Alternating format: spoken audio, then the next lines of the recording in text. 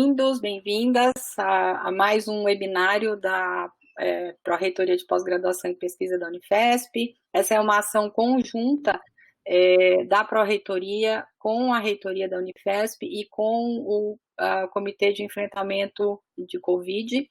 Então, nós temos feito webinários semanais e às vezes até alguns extra, né, durante a semana. Normalmente nós fazemos às sextas-feiras, às 11 horas da manhã, e a gente tem tido alguns extraordinários também, então sempre a gente anuncia. Então já agradeço aí a presença de vocês que estão assistindo. Vocês estão vendo na tela umas instruções, né, para a participação do webinário. Então, vocês estão assistindo do lado de fora da sala, porque a nossa sala não é grande o suficiente para receber o número de pessoas, né? Nesse momento mesmo já temos mais do que a nossa capacidade, né, de receber as pessoas. Então, vocês estão assistindo pelo streaming e a maneira que vocês têm de se comunicar com a gente que está dentro da sala é pelo chat. Várias pessoas já encaminharam, e aqui vocês podem encaminhar as suas perguntas também. Tá? Então, vocês podem encaminhar as perguntas durante a apresentação, eu vou anotar isso e aí, ao final, o André vai responder. Então, antes de passar a palavra, eu queria agradecer o André novamente, né, por estar presente aqui. Eu digo novamente porque ele participou também do painel da Unifesp durante a Marcha Virtual pela Ciência, que foi uma iniciativa da SBPC, da Sociedade Brasileira para o Progresso da Ciência, em conjunto com a Unifesp. Então, a gente teve um painel muito interessante que também vai ficar disponível, né? O vídeo desse painel a gente também vai disponibilizar. E aí o André tinha muita coisa para falar, né? E infelizmente lá o tempo foi muito curto, então a gente convidou para ele vir aqui num dia exclusivo, né, dele, e eu tenho certeza que vocês a gente vai aprender muito, né, com o que ele tem para dizer. Então, só apresentando rapidamente para aqueles que não conhecem o André, ele é graduado em Ciências Econômicas pela PUC de São Paulo, ele tem mestrado também em Economia, também pela PUC, e um doutorado em Economia e Desenvolvimento pela Faculdade de Economia, Administração e Contabilidade da USP, e durante o doutorado ele fez um sanduíche na University of Massachusetts, e atualmente ele é professor adjunto da Unifesp, da EPEM, que é a Escola Paulista de Política, Economia e Negócios, que fica no campus Osasco, e a experiência dele é na área de economia, com ênfase em economia geral, e ele atua principalmente nos temas inflação e política monetária, economia monetária, macroeconomia do desenvolvimento, história do pensamento econômico, economia financeira e economia brasileira. O André tem vários trabalhos publicados, livros, e também ele tem uma participação muito ativa na mídia e então, com publicação de artigos, mas aí acho que depois, durante a discussão, a gente pode falar mais sobre isso, né, André? Então, eu passo a palavra para você e muito obrigada novamente por aceitar falar aqui. Bom, eu agradeço muito a Marimélia por me oferecer essa oportunidade de falar para um público até mais amplo, com um interesse até hoje, acho que um pouco mais focado em economia. Eu acho que eu vou frustrar as expectativas da Marimélia quanto ao tempo. Acho que hoje o tempo também vai ser insuficiente. Então, eu tentei preparar algo que eu acho que se alinha um pouco o que eu venho fazendo nessas minhas poucas inserções aí no debate público, que é provocar a atenção das pessoas, provocar o debate no sentido de atender aquilo que é mais importante, como eu vejo nesse momento e como eu vejo o futuro do país. Então, o que eu pretendo fazer aqui hoje é muito mais levantar algumas questões para engajar quem está nos assistindo nesse debate, para procurar saber mais, para procurar ter mais atenção com aquilo que sai na imprensa, com aquilo que sai na mídia em geral. Então, inicialmente, eu deixo meu agradecimento aqui à Marimélia, a professora Lia, nossa pró-reitora, que muito gentilmente me convidaram.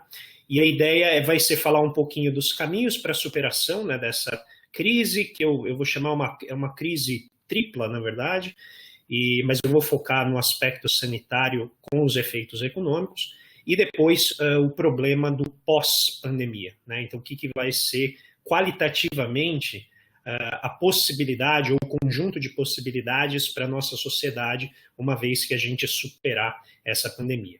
Porém, antes de começar, eu gostaria de fazer uma observação, fazer uma menção que eu acho que se a gente não fizesse, pouco valeria a gente falar sobre como que a economia pode ajudar a sociedade. E aí eu gostaria que vocês, né, olhassem um pouquinho essa foto, que eu acho que consegue representar bem o drama que a gente está vivendo, né? Então, João Pedro, menino de 14 anos, né, foi atingido por um tiro de fuzil dentro da sua casa na segunda-feira, quando ele estava fazendo aquilo que a gente pediu para ele fazer, aquilo que as autoridades sérias pediram para ele fazer, que era ficar em casa. Então, eu gostaria que vocês, né, por simbolicamente um minuto, pensassem em alguém muito importante para vocês, alguém muito próximo, muito querido. Imagine que você está com essa pessoa está dentro de casa, ela está ajudando a sociedade a superar este problema. E, de repente, a polícia, que deveria nos proteger, entra pela casa e dá mais de 70 tiros na sua casa. E um deles pega essa pessoa. Então, eu acho que o João Pedro, assim como as Marielles, assim como as Ágatas, assim como o próprio João Vitor, rapaz de 18 anos, que também foi assassinado durante uma operação no Rio de Janeiro, acho que todos eles, independentemente, né, do que eles fizeram, independentemente do que eles estavam fazendo, eles não mereciam esse tipo, né, de resultado.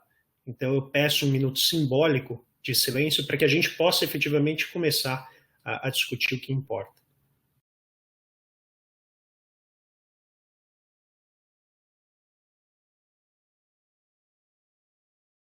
Então, a ideia do que eu pretendo trabalhar aqui é por que o Brasil, nas palavras do Darcy Ribeiro, é ainda esse moinho de gastar gente. Só que gente inocente, acima de tudo. Então, eu queria colocar, inicialmente, que toda essa reflexão só faz sentido se as pessoas vierem em primeiro lugar. Tá? Então, eu sei que, em geral, a gente fala de economia, vocês devem estar esperando uma outra coisa, mas só faz sentido falar de economia se a gente falar das pessoas. Porque é às pessoas que a economia serve. Então, a partir disso, eu quero dedicar, né, toda essa fala, toda essa nossa discussão ao João Pedro e toda a família dele, bem como a família de todas as 20 mil pessoas que já perderam a sua vida durante essa pandemia. Tá? E todas as milhões que foram infectadas e tiveram que passar por esse drama aqui no Brasil e no mundo. Pensando em pandemia, né, a gente sempre tem uma tendência a refletir com base no que a gente vive. E a gente muitas vezes esquece a história. Então, na Marcha pela Ciência, eu fiz a minha palestra, um ato, né, em defesa das humanidades. E eu comecei falando exatamente da importância da história e da importância do cientista social. E aí, essa foto aqui ela é muito importante porque ela mostra o frontispício do livro Leviatã, do Thomas Hobbes, que é uma das obras fundadoras da ciência política no Ocidente. E o frontispício, hoje em dia, ele não tem tanta importância, é mais onde vai o título do livro, mas naquela época era motivo de arte, né? Eles usavam aquilo para fazer uma expressão artística do que era a mensagem do livro. E ali a gente tem, nessa página, a figura do Leviatã, né, o Estado ali em cima, só que quando a gente dá um zoom na parte que está logo abaixo dele, a gente vê uma cidade representada possivelmente ali em torno do meio-dia pela extensão da sombra, das sombras das pessoas que estão ali, e a gente essencialmente vê o quê? Ou figuras militares, ou figuras que parecem aqueles médicos, frades, né? Geralmente a medicina estava associada à Igreja Católica na época. E por que eu estou trazendo essa foto? Porque o Thomas Hobbes, ele passou um ano, né, dentro de uma pandemia que ocorreu em 1606 e 1607. Então ele também teve que atrasar os estudos dele em um ano. Isso é para mostrar para vocês que esses eventos eles são muito recorrentes.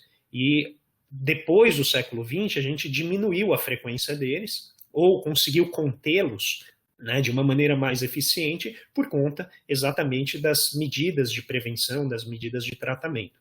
Mas notem que isso é bastante frequente quando você volta na história, né? A peste negra e as várias manifestações dela ao longo do tempo. E aqui a figura que mostra, né, primeiro, uma cidade vazia, que não tinha nenhum motivo para ser, né, nessa época, uma cidade como essa, absolutamente sem ninguém na rua, e essas duas figuras aqui em destaque, que indicariam duas figuras médicas, possivelmente. Então a ideia é que nesse frontispício ficou retratado um lockdown, ficou retratado um período de confinamento, que estaria na base um pouco da explicação histórica da formação das cidades. Não seria apenas para garantir economias de aglomeração, né, para facilitar o comércio, e não seria apenas para garantir a proteção, né, durante o período ali da Idade Média, mas também seria um elemento de controle. Né? E até o professor Acácio, nosso colega lá em Osasco, ele chegou a escrever um texto, um tweet, né, um fio, em que ele fala disso, dessa importância do discurso da guerra, né, para você garantir o controle das pessoas no território. E aí, evidentemente, isso pode ser usado para diferentes destinos, diferentes objetivos. Mas eu queria apenas deixar a provocação aqui para vocês, porque na sequência, né, dessa abordagem histórica, vem a seguinte frase, que virou um pouco um folclore no final dos anos 70, que é a ideia de que a gente já havia superado as pestilências, a tecnologia médica, a tecnologia, né, a biomedicina, ela já tinha dado conta, né, a própria saúde pública, de resolver o problema das pestes, o problema das epidemias. E aí, novamente, por que é folclore? Porque essas frases, elas representam um pouco o espírito do tempo, o que a gente quer acreditar. E ela foi atribuída, e geralmente o que se faz, você atribui alguma figura de importância, alguma figura prestigiada. E atribuíram ao Dr. William Stewart, que era o cirurgião geral dos Estados Unidos. Só que estudos mais recentes na área de história mostraram que não se pode encontrar nenhuma fala dele nesse sentido, ao contrário.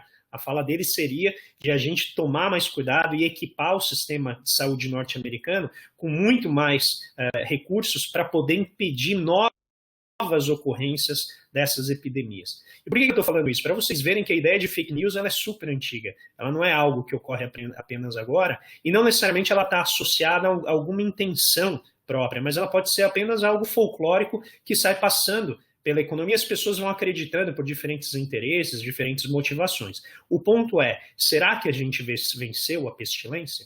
Obviamente não. Então, nos últimos anos, a gente vem sendo avisado de maneira sequencial, de maneira insistente, por epidemiologistas, infectologistas, de que as pandemias podem ocorrer em escala muito maior, em alcance muito maior do que elas vêm ocorrendo até aqui. E já há preocupações de que esta não será a última e esta não será a mais grave.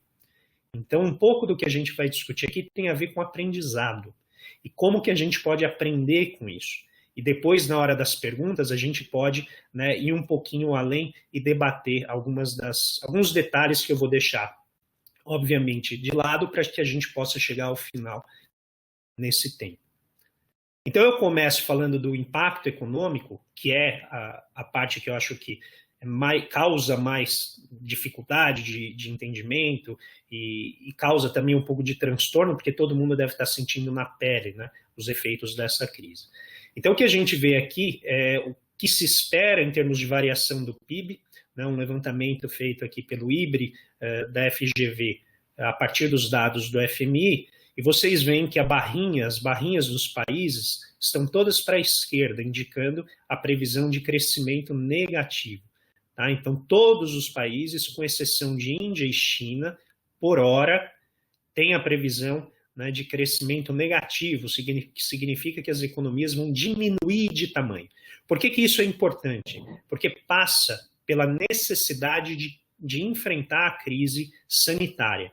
Como o problema do vírus é o contágio, ou seja, o contato entre as pessoas, o que a gente tem que fazer é paralisar parcialmente a economia e deixar com que apenas as pessoas associadas a serviços essenciais, ou seja, aqueles serviços que mantêm o mínimo de atividade da economia, atuando, porque aí você esvazia as ruas e esvaziando as ruas você diminui o avanço, né, do vírus. E qual que é o importante desse avanço do vírus? Obviamente, todo mundo já está cansado de falar, eu só estou falando aqui para mapear. O problema é, a gente precisa garantir que a taxa de contágio seja razoavelmente distribuída no tempo, ou seja, espaçada, para que as pessoas consigam usar o sistema de saúde que tem recursos escassos. Então, conforme o sistema de saúde dá conta de atender as pessoas, o número de pessoas é razoavelmente adequado para o sistema de saúde. Se muita gente se contaminar, o número de pessoas que chega ao sistema de saúde é muito grande, o sistema de saúde não dá conta, inicia aquele problema de selecionar quem vai receber tratamento e quem não vai. Então, o que a gente vai sempre falar aqui é que a questão da economia está como um ajuste ao enfrentamento da pandemia, ou seja, a economia faz parte da estratégia de combate ao vírus. Aí eu trouxe aqui um dado da produção industrial, né? Então a gente vê aqui na ponta direita o que está acontecendo, né? Uma queda abrupta do índice de produção industrial, já se fala aí cerca de 10% de queda até mais, possivelmente avançando para números até maiores de queda. Aqui a gente tem o valor adicionado, que seria uma indicação de PIB. Foi um estudo feito por um grupo de estudos do Departamento de Economia da UFRJ, e baseado na própria matriz de insumos e produtos da economia, eles estimaram o que é, a partir de 3 cenários possíveis, o que a gente prevê para o fim do ano, né, em termos de crescimento econômico. E aí olha que a gente vê esse monte de células em vermelho, indicando que você tem taxas de queda enormes, na ordem de 16%, 14%, e podem ver que os setores que estão associados às maiores quedas, eles em geral são setores ou industriais, que é a manufatura, né, aqui em cima, indústria de transformação ou extrativa, ou o setor de serviços, que são os setores conhecidos pelo contato pessoa a pessoa. Apesar de ter contato pessoa-máquina, existe muito contato pessoa-pessoa. E isso, então, faz com que esses setores tenham que diminuir a sua atividade. Então, notem que o cenário de referência, ou seja, aquele cenário que existe uma probabilidade de ocorrência mais firme, que é aquele que a gente toma como base para as nossas decisões, ele já é um cenário bastante calamitoso, né, dentro da economia. São quedas abruptas, quedas muito difíceis de assimilar para o sistema econômico, pelos seus efeitos, né, no desemprego, pelos seus efeitos na própria renda das pessoas, que diminui a renda dos próprios setores que estão diminuindo a atividade. Então, são setores que estão paralisados e eles param de receber também. E aí o problema é que, com isso, eles têm que também dispensar as pessoas ou paralisar, né, ou suspender os contratos. No cenário pessimista, a coisa fica ainda mais grave. A gente está falando aí de uma queda de 10% do PIB como um todo, aqui embaixo, né? E um cenário muito pior para esses setores, né? Chega até 25% de queda na construção civil e até 20% nas indústrias extrativas, que são aquelas indústrias mais ligadas à natureza, né? Extração de minério de ferro, extração de madeira e assim por diante. E a indústria da transformação aqui, que é aquela que processa, né, esses bens, quase 20% de queda. Evidentemente, eu nem falei do otimista, porque toda a tendência das expectativas está indo para o pessimista. E esse modelo aqui, ele foi um modelo anterior à estimativa de extensão da quarentena. Então, é bem possível que a gente esteja ali oscilando, né, entre o cenário referência e o cenário pessimista. Mas conforme o tempo vai avançando, a gente vai conseguindo melhorar essas estimativas. No que diz respeito ao emprego, a demanda por trabalho, a coisa é ainda mais grave, porque a gente já tinha uma economia que estava ali com seus 12%, 13% de desemprego. A gente está falando aí de cerca de 13, 14 milhões de pessoas desempregadas, sem contar aqueles que já estão desanimados, né? Eles nem buscam mais emprego, eles estão, né, como autônomos ou fazendo algum serviço precário para poder garantir uma sobrevivência. E a gente vai adicionar a esse contingente aqui cerca de 8%, né, na variação em termos de desempregados.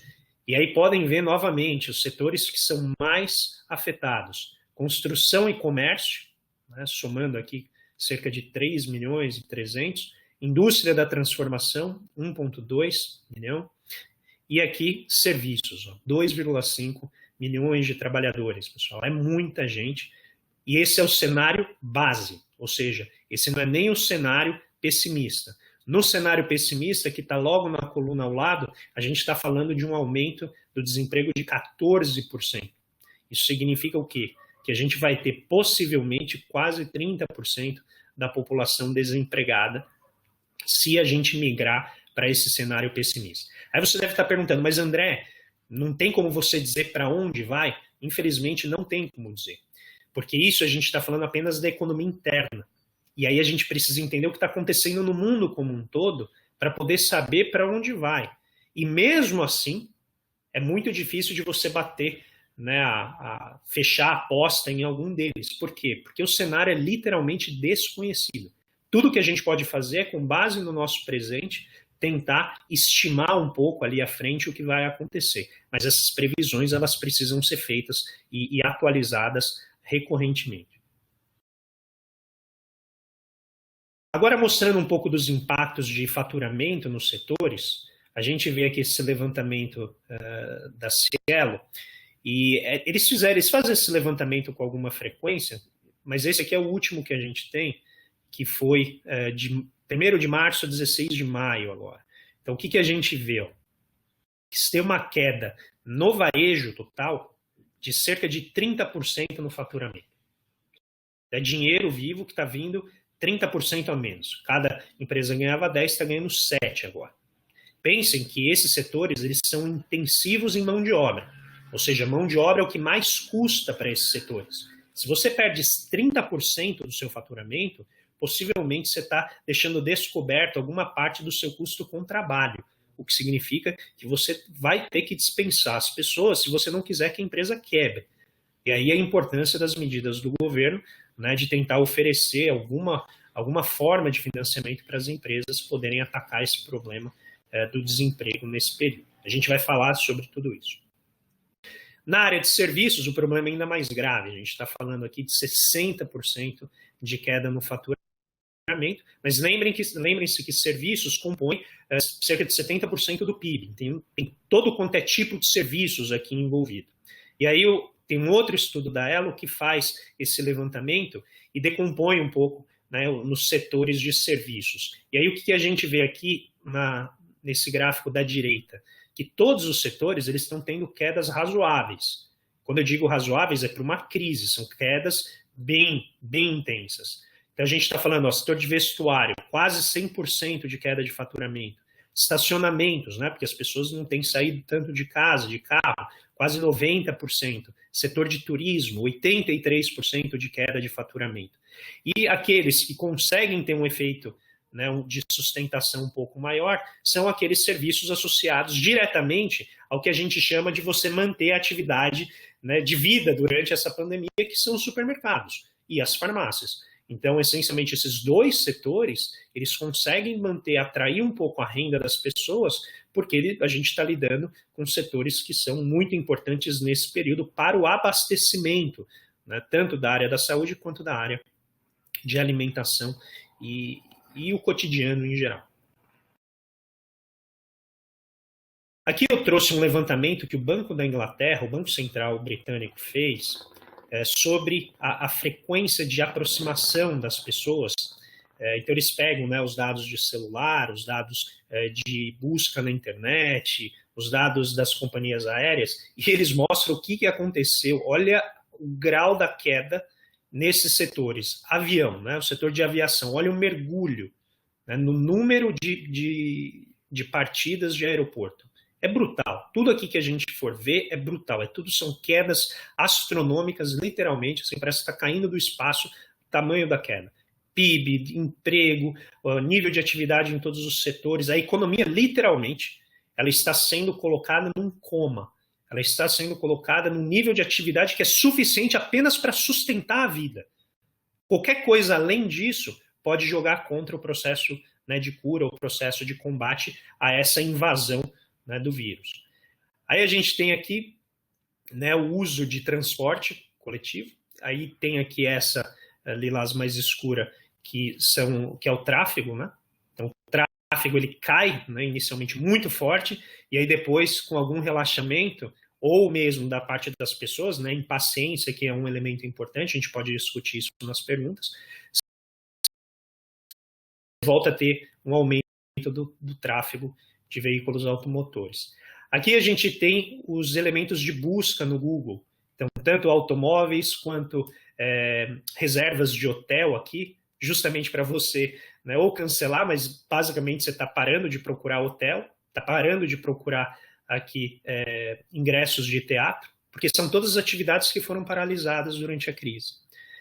E por fim, a gente tem restaurantes e varejo, ou seja, as lojas presenciais, onde você ia, né, namorar um produto, você ia olhar se tinha alguma coisa que você precisava, que tem o elemento de busca meio aleatória, né? Você ia a um shopping center, você ia a uma loja de departamento, você está indo buscar uma coisa, mas eventualmente você encontra outra coisa que você queria. Hoje em dia, né, como a gente vê aqui, isso caiu abruptamente. E a presença em restaurantes também, evidentemente, cai muito, porque são ambientes fechados em que a reprodução de um vírus, que demora muito para se manifestar sintomaticamente, torna muito difícil e torna muito arriscado você se expor dessa forma.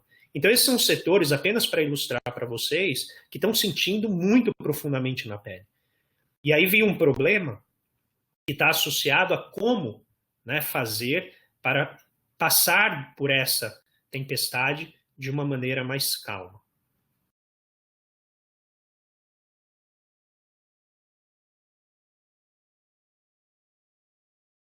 Outro aspecto importante tem a ver com a política monetária. Então, esse é um debate que a gente vem fazendo com muita insistência aqui no Brasil, tentando colar um pouco no que está acontecendo lá fora, mas a gente está bastante defasado nesse sentido aqui no país. E eu trouxe esse dado do Banco Central americano apenas para vocês terem uma ideia do que se está fazendo lá fora para tentar passar por esse período de uma maneira menos traumática.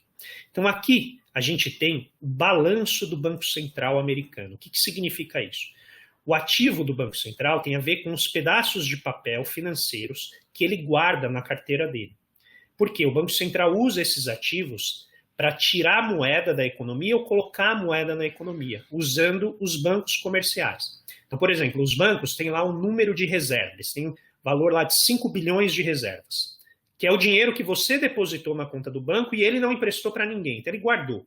O problema é que aquele dinheiro fica lá disponível para ele jogar na economia. O Banco Central, para evitar que um excesso de dinheiro vá para a economia, pega títulos, em geral, que ele tem na carteira, pode ser títulos do próprio Banco Central ou títulos do Tesouro, e ele vende para o banco e fala, banco, fica com esse pedaço de papel que não é dinheiro e me dá o seu dinheiro aqui para você não poder emprestar para ninguém.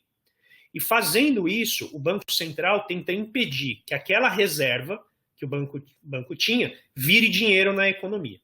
Tá? O movimento contrário também ocorre. O Banco Central chega ao banco e fala, lembra aquele título que eu te vendi? Me dá ele aqui e eu vou te dar dinheiro agora. Por quê? Joga na economia.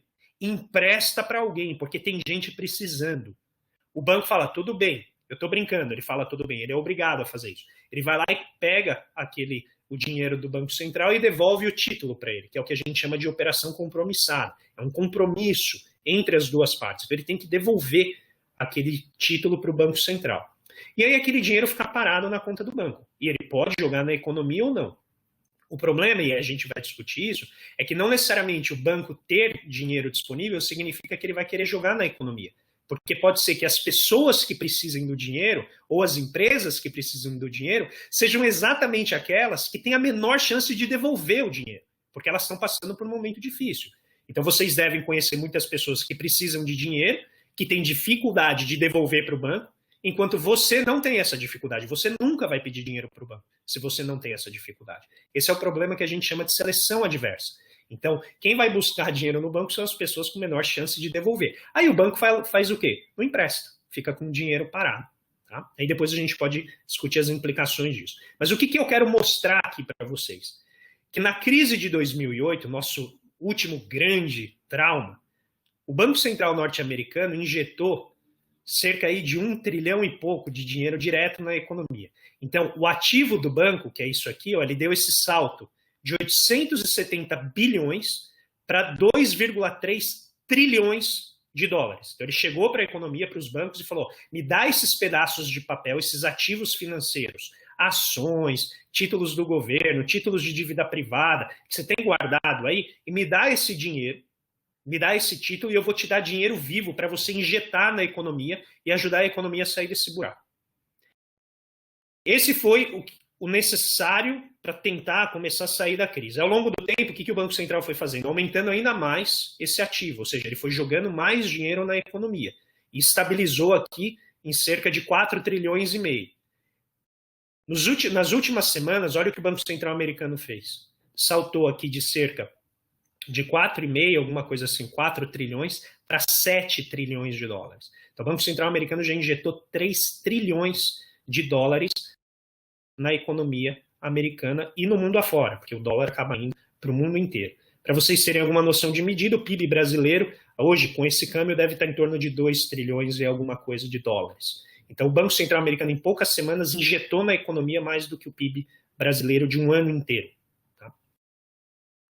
Por que ele faz isso? Porque se ele não injetar dinheiro na economia, a economia paralisa para além do que é necessário. Então, as pessoas precisam ter dinheiro na mão para não começar a fazer loucura, para não começar a saquear supermercado, para não começar a saquear, né, a cloroquina, né, como ocorreu no início, das farmácias, porque todo mundo fica com medo de não ter produto ou de não ter dinheiro.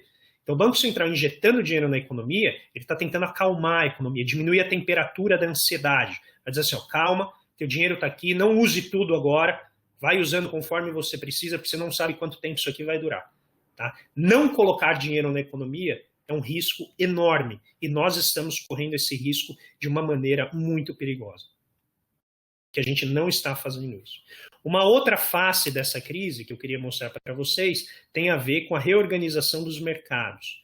Então, notem aqui, antes da crise, a gente tinha aqui 31 de janeiro de 2020, a gente tinha o valor de mercado de várias empresas. Notem aqui, né, a Southwest Airlines, a Delta Airlines, duas grandes linhas aéreas americanas, e o Zoom, famoso Zoom, né, que todo mundo agora está usando. E várias outras aqui, ó, Air France, né, a IAG, a Lufthansa. Depois da crise, olha o que aconteceu. Parece que todo mundo parou, né? Todo mundo vendeu as ações dessas empresas e todo mundo começou a comprar as ações do Zoom. Então a gente tem uma remarcação, né, do valor de mercado em direção às empresas que têm a maior capacidade de passar por essa crise. São as empresas que ganham na crise. Tá? E aí depois eu vou mostrar para vocês o que acontece com as grandes, as maiores empresas do mundo durante essa crise. Aqui do lado eu trouxe para vocês uma medida de risco de mercado que tem a ver com o grau de desorientação dos agentes no mercado. Então, normalmente, a gente tem uma oscilação de quantas pessoas estão comprando ativos e de quantas pessoas estão vendendo ativos. Se a gente tem um mercado de compradores, é um mercado que o preço está subindo, está todo mundo confiante que a economia vai crescer, que a economia vai subir, então está todo mundo querendo comprar ativo, e isso faz com que o preço dessas ações, desses ativos, eles vão subindo. Por outro lado, você pode ter o comportamento de um mercado de vendedor, em que todo mundo quer vender e ninguém quer comprar. Aí você tem um problema porque você não consegue abrir mão do seu papel. O que acontece normalmente? Você tem uma distribuição, né, mais ou menos equilibrada entre os dois lados, e a variação, né, a diferença entre o que variou para cima, que é a compra, e o que variou para baixo, que é a venda. Olha o que está acontecendo nesse período de pandemia. A gente tem uma amplitude de número de compradores e vendedores enorme, porque as pessoas não estão sabendo o que fazer. Então, em determinados momentos, elas entram comprando ativos porque elas acham que vai subir, aí vem a desconfiança, não, vende, porque elas não sabem quanto tempo vai demorar. E isso é uma medida de risco, porque você nunca sabe se no momento que você precisar do dinheiro e com isso vender uma ação, vender um título que você tem, se você vai estar no mercado de compradores ou no mercado de vendedores. Isso gera, né, uma ansiedade, um medo danado, tá? Para quem, evidentemente, tem ativos. Agora, eu trouxe para vocês as ações FANG, né, que significa um pouco, né, o tentáculo da cobra, né, o dente da cobra, mas que ela está representando a conjunção de Facebook, Amazon, né, Netflix e Google. E aí, o que acontece com essas empresas, ó, durante os momentos de maior tensão? A gente tem aqui final de 2018 e aqui a grande pandemia. Elas têm uma perspectiva enorme de ir bem nesse período. Então, as pessoas, no meio da crise, elas vendem outros papéis e compram as ações dessas empresas. E essas empresas têm lucrado tremendamente. Ontem, inclusive, saiu uma notícia da CNBC, uma TV e um órgão de imprensa dos Estados Unidos, que as grandes empresas, os bilionários, eles ganharam mais de 400 bilhões de dólares de patrimônio só durante essa crise, só nesse ano. E o Jeff Bezos, que é o presidente, o dono da Amazon, teria aumentado em quase 30 bilhões o seu patrimônio apenas neste ano. Apenas neste ano. Então, como a gente sempre fala, a crise ela é péssima para a maioria, mas sempre tem alguns que conseguem ir bem nela, porque são vistos como negócios que vão bem nesses períodos. Falando um pouco agora do combate, então o que a gente pode fazer? Esse foi o desenho um pouco de alguns efeitos para provocar a imaginação de vocês, tá? E agora eu vou falar um pouquinho da gente, mais especificamente do Brasil, como que a gente sai dessa pandemia e, essencialmente, o que a gente pode buscar fazer no futuro. Como que a gente pode honrar o sacrifício do João Pedro, e oferecer para os amigos dele um futuro melhor. Como que a gente faz para honrar as 20 mil pessoas que deram a sua vida e construir uma sociedade melhor. Então, isso envolve ações emergenciais de curto prazo e envolve também trabalhar o que vai ser depois, que tipo de economia a gente vai querer depois. Então, começando com alguma noção de política econômica, num cenário de calamidade, duas coisas são importantes. Primeiro, a rapidez da ação pública, e aí já vão notando o que vocês vêm ouvindo na imprensa. E o tamanho dos pacotes. Então, a gente sabe que a dose do remédio ela tem que ser adequada ao tamanho do problema, bem como a urgência. Tem problemas que são urgentes, você tem que dar o remédio rápido, e tem problemas que não são urgentes, não tem problema você esperar mais um pouco. Tá? Cirurgias eletivas, em geral, você pode esperar mais um pouco. Cirurgias de emergência, não pode esperar. Aqui na economia, a mesma coisa. Se eu preciso medicar a economia rapidamente, numa forma, num tamanho maciço, eu preciso ser rápido. Então, isso significa que eu vou ter a rapidez e a dimensão da economia, do pacote do governo, garantindo a viabilidade da política de distanciamento social. Ou seja, eu não posso chegar para a população e dizer o seguinte: façam por vocês, cada um faz a sua parte e a gente espera que a coisa se resolva. Então fique em casa. Qual é o problema de falar isso? Se as pessoas ficarem em casa, elas não têm como ter o sustento delas. O resultado é que uma hora ou outra, a realidade concreta, material, a fome vai bater e vai empurrar essas pessoas para fora de casa. Por isso que a gente tem uma relação aqui circular entre o tamanho e a rapidez do pacote do governo, a efetividade do distanciamento social, que é excelente para o setor de saúde, ou seja, permite que o setor de saúde dê conta de tratar todas aquelas pessoas que vão chegando. Isso leva ao achatamento da curva de contágio, ou seja, a gente está garantindo o sistema de saúde para frente também, porque a gente está diluindo a demanda por ele ao longo do tempo. E, por fim, a gente consegue gerar uma duração maior do confinamento com menor sacrifício. Notem, eu não estou eliminando o sacrifício, estou diminuindo o tamanho dele. Esse é o momento de todos darem a sua cota de sacrifício. Seja lá como conseguirem, evidentemente. Em termos de recuperação, isso aqui é algo, talvez seja a maior contribuição dessa nossa conversa para vocês entenderem o noticiário. Porque todo mundo fica falando, como vai ser a retomada? E aí criou-se o alfabeto da recessão. Então, como que a gente vai sair desse buraco? A gente pode sair em formato de V, que é quando você tem uma queda rápida e depois uma ascensão, vamos dizer, simétrica, com a mesma intensidade que você caiu, você retorna, e aí você volta ao patamar em que você estava anteriormente, continua crescendo daquele jeito, no ritmo anterior. Você pode ter o formato W, então você cai por conta da primeira onda, aí começa a afrouxar a economia, ela volta a crescer um pouquinho, vem a segunda onda de contágio, você tem que fechar a economia de novo, a economia cai de novo, até que passa a segunda onda, e aí você volta a afrouxar o confinamento novamente, a economia volta a crescer, e aí se tudo der certo, isso será suficiente para curar o sistema de saúde, que está sendo atacado pelo vírus. Depois, a gente tem o formato em U, em que a gente cai e fica um pouquinho lá embaixo, e esse pouquinho pode durar anos, a gente nunca sabe quanto tempo será, e depois retoma até o nível anterior. O mais amedrontador de todos é esse em L, em que a gente cai taxa de crescimento e fica lá embaixo. Ou seja, a nossa renda não volta a crescer. Ou seja, aumenta o nível de pobreza da sociedade, quem tinha mais dinheiro passa a ter um padrão de vida menor, ou seja, está todo mundo pior. Na sua grande maioria, a gente está socializando a pobreza. O problema é que nesses cenários a desigualdade aumenta, como eu mostrei para vocês. Algumas pessoas, empresas lucram muito durante a crise porque elas têm produtos essenciais. E toda a demanda da economia vai só para esses setores. Né? Deixa de correr para outros setores e vai só para esses. Então esses setores tendem a crescer muito, a ganhar, né, muito espaço.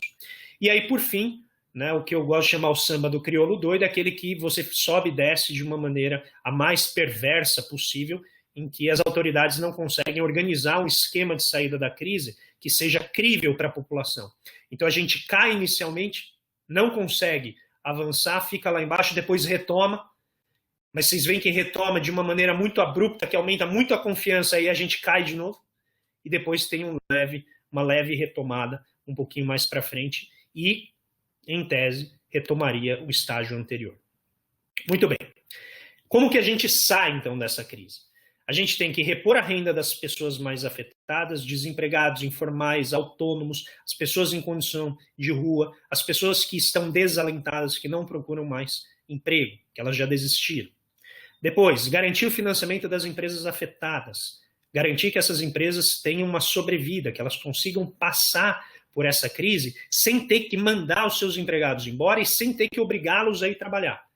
E junto disso a gente tem o problema da inclusão financeira. Como que a gente inclui, né, as pessoas que estão mobilizadas, em particular os informais ou os autônomos, os MEIs, né, os microempreendedores individuais. Além disso, apoio a estados e municípios. Acabou, né, de ser discutido ontem, né, a aprovação desse pacote para ajudar estados e municípios, que são os entes federativos que efetivamente estão associados à crise, são eles que executam, ninguém mora no governo federal, certo? Ninguém mora em nível federal, a não ser o pessoal do Distrito Federal, mas mesmo assim, ele é entendido como um estado. Então todo mundo mora no nível do município. É no município que a gente tem a ponta, que é onde o serviço chega, que é onde os problemas estão. Além disso, políticas específicas para o setor de saúde. Então, inicialmente se imaginou algo como um gasto de 50 bilhões, a gente teve recentemente a liberação de cerca de 10. Nas minhas contas, a gente tinha que errar pelo excesso, colocar quase 100 bilhões de dinheiro para o setor de saúde, e ajustar em outras partes, mas garantir que o setor de saúde tenha o maior número possível de recursos à disposição para conseguir tratar. Notem, apenas 6% dos respiradores prometidos foram entregues ainda, já temos mais de 2 meses de crise. Isso significa que as pessoas não estão recebendo, né, o tratamento que elas têm, muito embora o dinheiro esteja já alocado, você já possa usar esse dinheiro, mas esse dinheiro não está chegando onde ele tem que chegar. Então, o que a gente tem aqui em termos de retomada? Para aí a gente poder falar o que vai ser depois. A economia ela tem que passar por uma perda econômica, né? E na outra vez perguntaram, a gente não pode ver isso como investimento? Em tese, não, porque a gente está falando literalmente de perda, de paralisação, de investimento é gasto. A gente não está gastando, a gente está deixando de gastar. Tá? Mas nesse caso não tem problema dizer que é perda, porque a perda ela é necessária. Ela é um passo para você curar outra crise. E nesse sentido, a perda ela precisa ser acompanhada por um auxílio às famílias. Aí vai depender, primeiro, do tamanho e do quão efetivo é esse auxílio. Se a gente não fizer nada, a gente tem aquilo próximo da trajetória em L. Tá? Então a gente vai ter um movimento aqui em que a gente cai muito, demora muito para voltar e quando volta no nível inferior de renda. Se a gente der um suporte às empresas, mesmo que o setor público não faça investimentos inicialmente, a gente consegue voltar mais rápido num nível ainda superior de renda àquele em que a gente não faz nada ou demora para fazer. Se a gente incluir a proteção da capacidade produtiva da economia, e aí eu estou falando das 5 mil obras de infraestrutura paradas, estou falando dos 40% de pessoas na área rural que não têm acesso à banda larga, não têm acesso à internet, estou falando dos 15% da população brasileira que não tem água encanada, e dos mais de 30% da população brasileira que não tem esgoto. Se a gente for focar nessas áreas, a gente consegue chegar no que em tese seria, teoricamente, a trajetória ótima, que a gente volta mais rápido, né? Então a inclinação desse retorno é mais elevada, e a gente volta a um patamar superior de funcionamento da economia. O problema é que, para isso, o governo precisa aceitar essa perda inicial. E a gente está vendo que o governo federal tem tido muitas dificuldades de aceitar que é necessária essa perda, porque, né, ele está com medo efetivamente do desemprego que está acontecendo. E aí depois a gente pode falar um pouco sobre esse problema da articulação das políticas. E aqui vem a grande preocupação do mercado financeiro, que é como é que a gente vai pagar por essa crise. Então, inicialmente, a trajetória da dívida pública, que seria o resultado de o governo gastar maciçamente na economia, né? Então ele vai ter que se endividar, vai ter que pegar dinheiro emprestado em tese da sociedade e vai pagar esse dinheiro de volta lá na frente. Inicialmente, a trajetória, né, da dívida feita em novembro de 2019, depois da reforma da Previdência, era essa trajetória curvilínea aqui, que ela subia até um ponto, mas aí a reforma da Previdência ia entrar em ação, né, junto com o teto de gastos e vários outros contingenciamentos, e a gente ia convergir por uma dívida em torno de 75% do PIB, né, em 2030, que é entendido pelos estudiosos mais associados à ortodoxia econômica, que esse é o nível razoável de dívida do PIB para países emergentes. Aí, em abril de 2020, sob o efeito da pandemia, esse número já pulou para 100% do PIB. E depois, em maio, agora, sob a possibilidade, né, com a possibilidade de ter que estender o auxílio às famílias por conta da incerteza, do horizonte de incerteza de duração da pandemia, essa discussão, essa estimativa já está em 107% do PIB.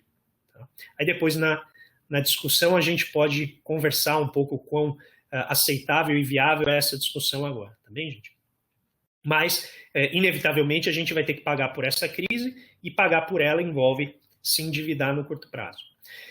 Aí eu trouxe alguns dados associados à infraestrutura para vocês terem uma ideia de como a gente está, e a situação é terrível, né? Então, na década de 70, 1970, antes da gente fazer, né, a segunda parte do milagre econômico e antes da gente ter o segundo Plano Nacional do Desenvolvimento, que terminou de construir o que a gente chama os estágios superiores da nossa cadeia industrial, a gente tinha 40% do PIB como um estoque de infraestrutura, que seria o valor um pouco do equipamento público, né? Estradas, rodovias, portos, aeroportos, né, usinas hidrelétricas, assim por diante. Em 82, sob os efeitos do segundo Plano Nacional do Desenvolvimento, esse estoque subiu para quase 60% do PIB. Em 2019, ele retrocedeu para 35,9% do PIB. Ou seja, nossa economia andou mais de 30 anos e a gente tem menos infraestrutura. Basicamente por quê? Porque a gente tem um subinvestimento no setor. Então, a média anual entre 2001 e 2017 foi de 2,01% do PIB. O necessário para a gente acompanhar o ritmo de crescimento da economia seria de 4,24% do PIB, ou seja, mais do que o dobro. Então, quando a gente fala desse hiato, né, esse gap aqui, a maioria dele está onde? Transportes, energia elétrica, né, telecomunicações e saneamento. Que são esses 4 setores que a gente pode usar para sair da crise, uma vez que a gente passar pela crise da saúde. E aí eu já vou me encaminhando para a parte final, que é o que a gente faz com o que vai vir na sequência. Que mundo nós vamos encontrar? E aí eu trouxe uma frase para vocês refletirem, que é a seguinte: somente uma crise, real ou percebida, produz mudanças reais. Quando essa crise ocorre, as ações tomadas dependem das ideias disponíveis, ou seja, as ideias que estão por aí. Esta, acredito, é a nossa função básica: desenvolver alternativas às políticas existentes, mantê-las vivas e disponíveis, até que o politicamente impossível, pensem bem, até que o politicamente impossível se torne o politicamente inevitável. Tá? Então eu deixo para vocês tentarem, né, adivinhar quem vai ser. Eu já vou dar a resposta, porque a gente tem pouco tempo, mas essa frase foi dita por ninguém mais, ninguém menos do que Milton Friedman. Então, em 1982, no momento em que as ideias dele, né, e do seu grupo, do neoliberalismo, ou seja, a ideia de você diminuir a atuação do Estado na economia, começavam a fazer efeito na Inglaterra e nos Estados Unidos, e de lá ganhariam o mundo, né, para gerar esse esse processo que a gente está vivendo, e novamente, não sou eu dizendo, é o FMI. Tá? O FMI recentemente publicou um artigo falando sobre o neoliberalismo, aquilo que ele entregou e aquilo que ele não entregou. Tá? E a proposta do FMI é que essas ideias do Milton Friedman, elas não entregaram tudo o que prometeram e acabaram gerando alguns problemas graves, como volatilidade da taxa de câmbio nos países e, fundamentalmente, taxas de crescimento menor com elevada desigualdade de renda e de riqueza. Mas a gente pode pegar a sabedoria embutida nessa frase muito bem dita pelo Friedman. Se ele venceu em 82 junto com o seu grupo, junto com essa visão de mundo, e ele conseguiu semear um mundo à imagem e semelhança dessa proposta, a gente também consegue, nesse momento, aprender com o que veio antes do Friedman, que ele criticava, com o que veio depois do Friedman, que ele propunha, e tentar encontrar uma solução particular, não apenas para o nosso país, mas também para a economia mundial como um todo. É nesse ponto que a economia se encontra. Então vejamos os 4 grandes eixos de transformação na minha visão. Tá? E aí a gente pode elaborar isso na conversa. Primeiro, a revisão da dinâmica urbana e da hiperglobalização. Então a gente vai ter um avanço no trabalho remoto para quem pode, e eu recentemente brinquei no Twitter que desenvolvimento para mim agora é você dizer que todos os trabalhadores conseguem trabalhar de casa. Apenas aqueles que têm serviços diretamente ligados a tarefas muito essenciais teriam que sair de casa no meio de uma pandemia. Isso não ocorre com a maioria da nossa população. Um outro problema é a robotização. Então, a robotização tende, né, a destruir muitos empregos sem necessariamente criar outros para ocupar essas pessoas. Então, isso nos leva à preocupação de como manter essas pessoas. Depois, a reorganização dos serviços presenciais. A gente vai ter uma mudança radical na liturgia e na própria coreografia, né, de como a gente vai se encontrar nesses ambientes de serviços. Depois, a revisão das cadeias globais de valor. A ideia aqui perdurou exatamente pela visão derivada do argumento do Friedman, de que você poderia distribuir toda a produção em escala global, cada país seria responsável por produzir um pedacinho de um carro, um pedacinho de uma vacina, um pedacinho, né, de um respirador pulmonar, e depois você ia juntando isso até que chegasse na mão do consumidor. Essa ideia das cadeias globais de valor, incrivelmente descentralizadas, incrivelmente responsivas no curto prazo, né, que é a ideia do just in time. Então você só produz o suficiente para atender a demanda na sua trajetória recente. Você não está deixando nenhuma margem de segurança muito grande para poder atender uma demanda imprevista. Que dizer de uma pandemia em que a demanda em alguns setores em particular explode e você não tem esses recursos, né, disponíveis nesse setor, nem a mão de obra, nem a tecnologia necessária para atender rapidamente essa demanda. Então, setores hoteleiro, de petróleo, aviação, o caso do Embraer, né, a Embraer tinha acabado de ser vendida para a Boeing, aí a Boeing agora está precisando ser salva, abriu mão da Embraer, falou, não tenho como comprar outra empresa se eu não sei nem se eu vou sobreviver. Tá? E aí esse é um processo em movimento. Depois, o processo de nacionalização das matérias-primas e componentes, em particular no setor de saúde. Isso já vem ocorrendo e tudo isso que está em azulzinho aqui, pessoal, são links de matérias que eu deixei para vocês, depois eu vou disponibilizar isso nas minhas redes sociais, tá? Eu vou deixar os contatos, mas isso tudo são reportagens, links, textos que vocês podem acessar e que esses argumentos são elaborados. Então a gente tem um problema agora, em particular nas matérias-primas e componentes, que a renacionalização deles está ocorrendo em escala maciça, em particular no setor de saúde. Tá? Porque os países estão notando que deixar isso na mão de outros países pode não servi-los bem no momento de crise.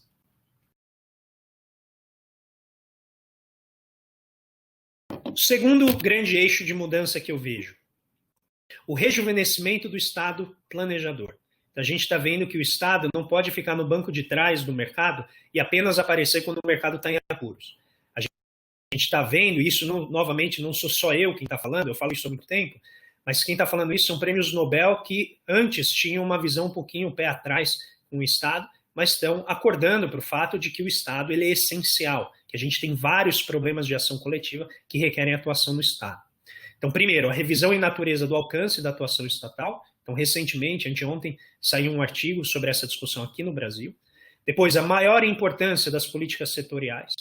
E aí a gente está falando, em particular, do sistema de saúde e toda a discussão de como fazer um planejamento para crises como esta. Porque, segundo os infectologistas e epidemiologistas, a gente vai ter mais crises como essa. E eu vou chegar na maior, na mãe de todas as crises daqui a pouco. Será que a gente está fazendo os devidos preparos para essas crises? E, por fim, a importância do setor público em algumas áreas que a gente acabou confiando um pouco demais no setor privado, de maneira até correta, eu acho, mas que o setor privado, né, por suas limitações, que a gente também pode discutir nas perguntas, não conseguiu atender à altura. Primeiro, educação, saúde, pesquisa e desenvolvimento. São áreas em que a gente tem, né, um avanço tremendo do setor privado, mas que não deram conta de atender a demanda da população nessa pandemia e até antes dela, para ser sincero. Depois, infraestrutura e meio ambiente. São setores, em geral, que são caros. O setor privado precisa de muito dinheiro para atuar nesses setores e precisa também de muita motivação. E este governo não tem sido um governo que ajuda muito na parte do meio ambiente, em particular. É um governo que tem defendido a ideia de que você liberar as pessoas para fazer extrativismo é uma medida de avanço econômico. Como eu vou tentar mostrar, essa é uma medida de aprisionamento econômico dessas populações que vão viver da extração, né, do garimpo, ou mesmo de atividades agroexportadoras de baixo conteúdo tecnológico. Depois, manutenção do emprego e políticas de qualificação. Se preparem para um debate que vai crescer muito aqui, que é como é que eu faço para garantir emprego enquanto indústrias inúmeras estão robotizando, estão aumentando o seu grau de automação. Como que eu posso melhorar a qualificação dos trabalhadores que têm um nível de educação muito baixo comparado com as demandas desse novo paradigma tecnológico? Por fim, políticas fiscais de estímulo automático, ou seja, a gente flexibilizar o orçamento do Estado sempre que for necessário. Lembrem-se de levantar esse ponto durante a conversa, porque há muita mistificação em torno do que é o orçamento do Estado, né, principalmente na comparação com o orçamento da família. Terceira grande linha, eu já estou acabando. A saliência de questões ambientais e de saúde. Aí eu deixei aqui esses dois livros que eu achei fascinantes. O primeiro mostra a história das epidemias e como as sociedades reagem a ela, do Frank Snowden, né, Epidemias e Sociedade. Ele infelizmente só tem em inglês, os dois só tem em inglês. E o outro é esse livro recente de 2020 do Adam Kucharski, que fala sobre as regras do contágio. Então ele vai mostrando inúmeras situações, inúmeras áreas do saber, ideias, doenças, como que ocorre, qual que é a dinâmica, o motor do contágio. E vai discutindo muito por que muitas vezes os governos se veem incapazes de lidar com a pandemia e eles apenas ficam esperando a gente atingir aquilo que a gente chama de imunidade de rebanho. Né? Você deixa uma fatia razoável da população ser infectada e aí quando você sair da infecção, você considera a sociedade imunizada. E ele vai também falar dos problemas de fazer uma política como essa. Então a gente tem nesse contexto aqui, eu vou passar um pouquinho mais rápido,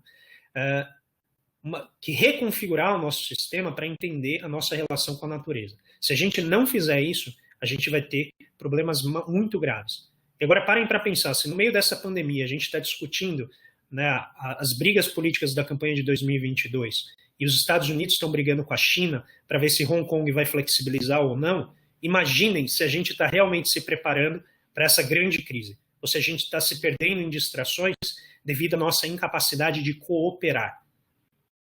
Depois, a maior atenção aos sistemas nacionais de saúde. A gente tem o SUS, que é uma grande conquista da sociedade brasileira, e essa conquista precisa ser defendida com unhas e dentes. A Inglaterra começou a subfinanciar o seu SUS, e o primeiro-ministro teve que agradecer, porque sem ele não teria sido salvo da Covid. Então, várias sociedades estão acordando para isso. A gente não precisa acordar, a gente já tem, a gente só tem que defender o que a gente já tem. Depois, economia dos cuidados. Tá? Eu quero, por favor, que alguém levante essa questão para a gente discutir, mas essencialmente, quem que está fazendo tudo durante essa pandemia? Quem são os trabalhadores que não têm a capacidade de ter essa liberdade que a gente tem de vir aqui discutir, né, essas questões? Eles estão lá se expondo ao vírus, porque eles têm que trabalhar. Quais são as pessoas que têm tratado os idosos, né, aqueles que mais são vulneráveis num momento como esse? Médicos, enfermeiras, agentes médicos, agentes da área de medicina como um todo, as pessoas nas farmácias, nos supermercados. Essas pessoas estão mostrando para a gente, efetivamente, quais são os serviços essenciais. Já estou acabando, Marimélia, prometo. A gente vai ter também novas regras de sociabilidade. Aí eu chamo a atenção para esse artigo da FAPESP. Inclusive, quem ainda não se inscreveu na newsletter da FAPESP, faça isso hoje, faça isso agora, se não for atrapalhar a atenção na palestra. Recebam, porque a FAPESP vai divulgando todo dia uma série de pesquisas muito interessantes, uma série de textos muito interessantes para refletir esse nosso momento.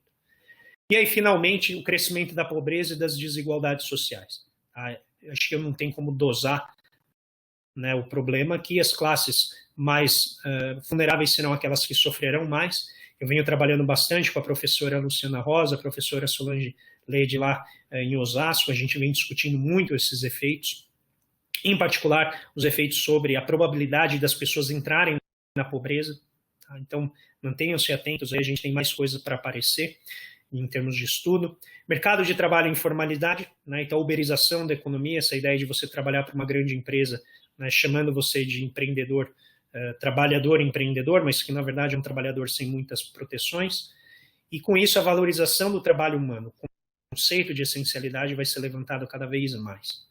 Por fim, tanto a persistência da pobreza vai chamar a atenção para os dramas causados pela austeridade levada a ferro e fogo, sem a moderação de para quem que a gente está cortando esses gastos. Tá? E, por fim, a desigualdade de renda e riqueza, como eu coloquei para vocês, que vem aumentando tremendamente, porque os pobres, pessoal, eles tendem a cair mais rápido do que os ricos, porque os pobres não têm proteção nenhuma. Quando a renda seca, eles não têm ativo financeiro para vender, eles não têm ativo real para vender, para poder sustentar mais tempo. Então, eles têm que se expor mais e eles acabam, infelizmente, ficando na pior. Com isso, eu quero só deixar, né, como alinhavar toda essa mensagem dizendo, se a gente colocar a economia acima da vida, é melhor a gente reconhecer o nosso fracasso como humanidade. Porque essa crise humanitária, se ela tiver um avanço e a profundidade que ela está desenhando ter, é porque a gente escolheu, porque nós temos os recursos, nós temos como aliviar essa crise para que ela não se torne uma crise humanitária. E para deixar claro por que eu estou falando isso, eu não estou falando isso à toa, o que vem pela frente vai requerer um pacto pela vida, como a SBPC colocou muito bem na Marcha pela Ciência. Será que essa crise, como mostra essa imagem, é apenas o prenúncio do que está por vir? E olha a grande onda que está vindo lá no final, pessoal. É a mudança climática. E aí a gente pode dizer que ela não existe, a gente pode dizer que é mentira, que não tem consenso. Mas a natureza não está preocupada com os nossos consensos. Ela vai chegar, e se esse processo estiver ocorrendo e tudo indica que ele está, não vai adiantar a gente dizer, eu não sabia. E o economista é muito bom em falar isso. Eu agi com o que eu sabia, quando existiam muitos sintomas, muitas indicações, como dizia a brincadeira durante a campanha, existem muitos sinais. Os sinais estão aí para quem quiser ver. Quiser arranjar desculpa para não tratá-lo, não tem problema. Depois sai mais caro. E por fim, eu aproveito para dizer que essas reflexões elas fazem parte de um esforço que está manifesto nesse livro. Aqui eu aproveito para fazer a propaganda, não porque a gente está para ganhar dinheiro, mas na verdade porque a gente quer que o dinheiro chegue, a gente quer que o dinheiro também chegue em todos vocês, mas quer que a mensagem do livro chegue. E o nosso problema é, por que a nossa economia não consegue aprender tecnologicamente para, em momentos como esse, conseguir dar uma resposta mais adequada? Então, essas reflexões já tinham sido feitas, mas agora elas foram organizadas por mim e pelo Paulo Gala neste livro, e a gente tem uma campanha de financiamento coletivo que vence agora nessa segunda-feira. O link está aqui para quem quiser participar, ajudar. Você pode comprar o livro com um preço bem mais baixo do que ele vai ser vendido posteriormente, e com isso você ajuda a gente a viabilizar a impressão. E aí, conforme a gente atingir as metas, a nossa ideia é mandar esse livro gratuitamente para várias universidades federais, várias escolas públicas do Brasil, com o que a gente conseguir imprimir. Porque o nosso propósito é esse, é fazer, né, essa ideia chegar longe para a gente engajar vocês nesse debate. Tá bom? Aqui estão os meus contatos, eu agradeço muito a atenção de vocês, sigam-me nas redes sociais para a gente poder, né, adensar aqui o coro e discutir cada vez mais. Muito obrigado. Obrigada, André. Bom, foi ótimo, como a gente já esperava que fosse, né? E já tem várias perguntas que foram feitas durante a apresentação e outras que já estão chegando agora. Então, eu já vou te passar... antes, eu só vou responder duas que dizem respeito à gravação da apresentação, né? Então, Solange Davi e a Ieda Beatriz Louredo dos Santos, que perguntam se isso vai ficar disponível. Sim, eu no final, a gente está preparando aqui um slide, eu vou colocar, enquanto o André responde as perguntas, o link para todos os outros webinários, incluindo esse aqui. Aí, como eu falei no início, a gente demora aí umas 48 horas para ter o link disponível. Bom, então vamos começar. Uma pergunta da Natália Parque Andrade, que é a seguinte: a crise econômica pós-Covid-19 poderia ser resolvida com a resolução da crise fiscal? Como a sociedade pode cobrar a diminuição com gastos de funcionalismo público, principalmente de funcionários de alto escalão, juízes, promotores, senadores, deputados, além das regalias que eles recebem? Auxílio moradia, auxílio paletó, né? Auxílio educação. Essa é uma pergunta que tem aparecido muito, né, no debate. Eu acho que a forma como isso é colocada é feito no agregado, como se todos os funcionários públicos, né, tivessem salários nababescos, e a gente sabe que existe uma heterogeneidade tremenda, uma concentração enorme dos altos salários em algumas carreiras. Recentemente, a revista Piauí fez um levantamento sobre isso e mostrou que os maiores salários estão particularmente nas carreiras de auditores fiscais e de procuradores. Né? Então, a gente tem que fazer, evidentemente, essa reforma do Estado para conseguir, a reforma da administração pública, para conseguir garantir um funcionamento melhor e um funcionamento mais, vamos dizer assim, equitativo nas diferentes carreiras, para que o Estado possa funcionar melhor. O problema é que fazer isso no momento de crise, em que está todo mundo se apegando, todo mundo se agarrando ao que tem, é certamente a pior hora para você fazer isso. Então você tem que fazer esse tipo de reforma no momento que todo mundo está ganhando. E aí você vai dizer assim, olha, agora você vai ganhar um pouco menos para que as outras classes consigam chegar em você, e você que estava ganhando menos, eu vou acelerar um pouco o teu ganho para que a gente possa gerar um pouco mais de isonomia entre as diferentes carreiras. E veja que fazer isso não é algo simples, né, mesmo em momentos de expansão. O governo Lula tentou fazer isso. Ele tentou mexer um pouco nas carreiras, mas é óbvio que quando você vai mexer nas carreiras que ganham mais, essas carreiras reagem. Tá? E brincar, né, com carreiras como Polícia Federal, com o setor judiciário, para os governos é muito difícil. Não é fácil você romper o poder dessas corporações. E isso é histórico na construção do nosso Estado. O poder que os advogados, né, o pessoal do direito tem no Estado, tem a ver com a construção do Estado brasileiro. Eles que construíram o Estado brasileiro. E aí a gente tem depois os economistas que conseguiram, né, um espaço razoável dentro do governo com algumas carreiras muito boas, mas você tem um conjunto enorme de carreiras que não tem, né, um mínimo razoável para atuar. E a gente pode falar de professores do Estado, professores do município, que ganham o que é uma vergonha, né, o nível de salários que eles ganham. Médicos, né, se você pega o salário de entrada de médicos no setor público, é também uma vergonha. É óbvio que ele não vai entrar, né, a pessoa não vai entrar se ela tem oportunidade de trabalhar em outro lugar. O problema é que você gera uma dificuldade muito grande de acesso às populações mais necessitadas aos serviços do Estado por conta dessas irregularidades. A gente tem uma desigualdade regional tremenda. E aí eu não acho que nesse momento é o momento da gente fazer isso. O momento da gente fazer agora é superar essa crise e, evidentemente, a gente pode começar a refletir sobre esse aspecto.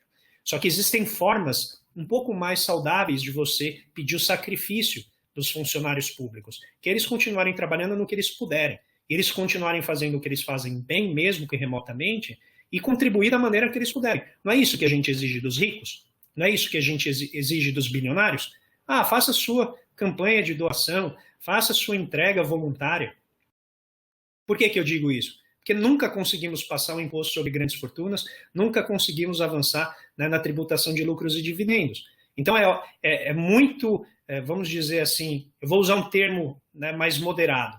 É muito curioso que a gente pegue uma classe apenas de toda a sociedade que tem, né, a sua estabilidade, porque também não pode ganhar dinheiro a mais, não pode sair fazendo outras coisas, que a gente coloque, né, nas costas de uma classe todo o ajuste dessa situação. Obrigada, André. A próxima é do Iago Mariano, que além de fazer a pergunta, ele ainda pede alguma indicação de livro que aborde as estratégias de políticas econômicas. E a pergunta dele é: medidas como antecipação de feriados, antecipação de férias de funcionários, se essas medidas podem auxiliar a retomada do PIB e quais outras medidas poderiam ajudar também. Então, é antecipação de feriados? Feriados, férias, né? E se você tem algum livro para indicar para ele a respeito de estratégias de políticas econômicas. Então, a gente nunca pode esquecer que a retomada do PIB vai depender da efetividade da política sanitária. Se a gente conseguir manter o distanciamento social no ritmo e na intensidade necessária, pelo tempo necessário, a economia vai voltar antes. Quanto antes a gente conseguir debelar o avanço da epidemia aqui dentro, antes a gente volta. Medidas como feriados, como antecipação de férias, são medidas que aliviam o problema, mas, novamente, a população precisa entender que ela não pode sair de casa se ela não precisar. Esse é o primeiro ponto. O segundo ponto, existe, obviamente, um problema que é assim, a população pode entender que ela não pode sair, mas ela precisa sair, porque o dinheiro que o governo prometeu não está chegando. E isso tem ocorrido tremendamente. A gente tem mais de 13 milhões de famílias que não receberam o dinheiro prometido ainda, depois de 2 meses do início do auxílio emergencial. Se ele tem esse nome, auxílio emergencial, a pessoa não pode esperar 2 meses. Qual que é o resultado? As pessoas, e aí eu estou falando das pessoas de mais baixa renda, elas estão sendo jogadas para a rua. E aí tem 2 problemas nisso. O primeiro, são essas pessoas que trabalham para a gente. Para nós podermos aqui ficar falando, né, sobre essas coisas abstratas, sobre como sair da crise. Tem gente lá se expondo ao vírus para que a gente possa fazer isso. Segundo, essas pessoas, se elas não tiverem dinheiro, elas vão ter que correr para o SUS. E se elas correrem para o SUS todas de uma vez, porque aparentemente elas não conseguem nem se proteger o quanto elas deveriam, aí o sistema vai ter um colapso. Qual que é o drama da desigualdade dessa sequência? É que os ricos que trouxeram essa doença para o Brasil via avião, né, trazendo de suas viagens, eles já tiveram o pico. E aí neles eu me encaixo. Né? A grande parte, talvez, aqui das pessoas, professores que estão aqui ouvindo, se encaixa nessa categoria. A gente já teve o nosso pico da nossa classe de renda porque a gente está dentro de apartamentos em que a gente consegue manter o isolamento. A gente está na área verticalizada da cidade. E nas áreas horizontais da cidade? Em que você tem aglomeração dentro de casa. Em que uma pessoa sai para ganhar dinheiro, quando ela volta ela infecta todo mundo. Essas pessoas que vão fazer o sistema colapsar, porque elas vão chegar todas de uma vez no sistema. E eu acho que os últimos números têm deixado isso claro. A gente teve 1.188 mortes em um dia ontem. A nossa curva de contágio está empinando, parece que a gente está concorrendo com os Estados Unidos, a gente quer ganhar deles, e a gente vai chegar lá se a gente insistir. Então, todas essas medidas que você levantou, Iago, elas são para atenuar. Mas o que efetivamente vai fazer diferença é o concreto, é o dinheiro chegar onde ele tem que chegar. Dos pequenos empresários que estão tendo que fechar suas empresas, dos pequenos produtores, né, os microempresários que não têm como manter suas atividades, nos trabalhadores que não têm dinheiro. Esse pessoal é o que realmente precisa. Agora, os bancos não estão emprestando. O BNDES emprestou apenas uma parte do que ele devia. O governo não está fazendo a sua parte de entregar os respiradores que prometeu. 6%, pessoal, pensem nisso. Eu espero que já tenha melhorado desde a última vez que saiu essa reportagem. Mas 6% dos respiradores é deixar a nossa população amíngua no setor-chave dessa crise. No setor que deveria estar recebendo todos os esforços. Mas, além disso, a gente tem empresas grandes que também estão demitindo. Porque elas também estão com dificuldade de manter. E aí tem vários problemas. A questão é, por que o Estado brasileiro está tão tímido? Eu sempre levanto isso. O sonho de qualquer político é ter um cartão de crédito do Tesouro Nacional. É dizer assim, ó, gasta. Vai lá e faz o que você tem que fazer para mostrar sua capacidade de liderança. Os estados, os governadores, vários estão querendo fazer isso. Porque eles são políticos, eles sabem que agora é a hora de mostrar o que você sabe fazer com dinheiro. O governo federal, curiosamente, está com dificuldade de fazer isso. Não estou dizendo que é fácil, não estou dizendo que é simples, que é só sair abrindo as torneirinhas. Mas por que a gente está demorando tanto com a capacidade que a gente tem de fazer esse dinheiro chegar? Então, respondendo de maneira objetiva, tudo isso que você falou, Iago, ajuda. O que resolve mesmo é dinheiro no bolso, porque o dinheiro das pessoas está vazio. E se tiver vazio, elas vão para a rua. Livros que você pode, né, ler para entender. Infelizmente, a A gente ainda não teve tempo de produzir livros assim, mas a gente tem textos que estão sendo produzidos por muitos teóricos, em particular no exterior. Tá? Eu, nas minhas redes sociais, eu tento sempre divulgar esses textos com uma rapidez. Assim que eu recebo, eu vou colocando um volume enorme. Então, peço para você me seguir lá, mas assim que tiver livros, eu vou divulgar para vocês, para que vocês possam acompanhar. Mas agora, de cabeça, eu não lembro de nenhum, a não ser, evidentemente, o meu aqui, que eu fiz a propaganda. Obrigada, André. O Guilherme Ribeiro de Souza, bom, tem várias pessoas agradecendo, elogiando, depois eu vou copiar, eu estou copiando aqui o chat, depois eu te passo Obrigado. todos os elogios para a sua apresentação. Então, o Guilherme Ribeiro de Souza, além de agradecer a sua aula fantástica, ele faz uma pergunta, que é: analisando o sistema econômico mundial, algum país possui maiores chances de sair com menos danos dessa crise por adotar medidas de políticas econômicas mais assertivas, de acordo com o papel do Estado na economia? Eu vou fazer uma provocação para todos que estão assistindo. Depois dessa pergunta, pensem no primeiro país que vem à tua mente. Se esse país foi a China, você está correto. Então, é evidente que a China é aquele que tem tido a maior capacidade de resposta, muito embora tenha sido o primeiro epicentro, né, da doença. E a pergunta é por quê? Porque lá eles não têm essa rejeição que foi meio que incutida no nosso coletivo, né, no nosso consciente coletivo, de vilificar o Estado, de achar que o Estado é a casa das mazelas, é a casa da ineficiência, é onde toda a corrupção ocorre. E esse tipo de vilanização do Estado é péssimo, porque no momento em que ele precisa, né, estar atuante e resolver as nossas questões, a gente se perde nessa desconfiança. A China não tem isso. E aí tem uma literatura enorme para se discutir por que a China tem essa capacidade, né, de resposta tão rápida usando o Estado. Tá? E aqui não se trata de glamorizar o regime chinês, não se trata também de vilanizar o nosso.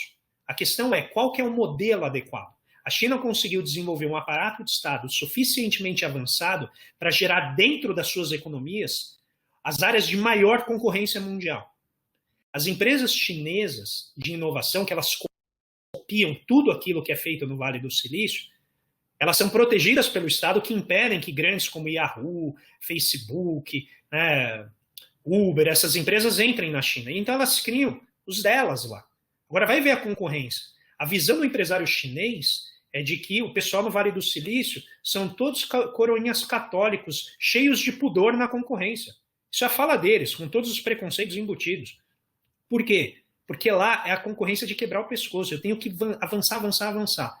Então, combinando um sistema que tem uma capacidade de avanço tecnológico enorme, com um Estado que planeja, às vezes excessivamente, né, como cidades fantasmas, tem cidades que estão vazias ainda, porque o Estado investiu demais na área do setor imobiliário.